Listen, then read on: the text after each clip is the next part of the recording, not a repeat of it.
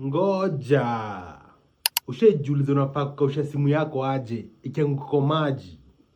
Ama ulidhani unafaa kuweka kwa mchele? Acha nikuchanue. Kuna kuwaga myth inadaingi that unaweza kausha electronics zimeingia maji ati ukiweka ndani ya mchele. According to Calcare, rice husaidia kukausha maji places ziko visible huku juu, but hizi toa maji kwa parts za ndani za simu.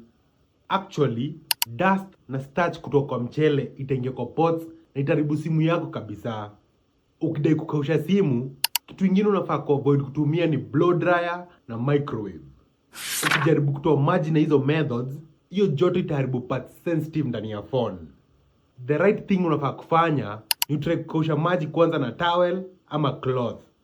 After that, toa battery na sim card. That is kazi zinaweza toka. Alafu, seti phone yako kwa dish ama kwa ziplock bag pamoja na silica gel packets. Utu packets uko ndani ya box ya viatu ama electronics ukibae. Zinakuwaga zimeandikwa do not eat. Kama ulitupa zako, usiworry, unaweza buy zingine. Acha simu yako itulie hapo for 48 to 72 hours. After that, unaweza rudisha simu yako pamoja and then uiwashe. Kama bado imededi, enda ukatafute fundi.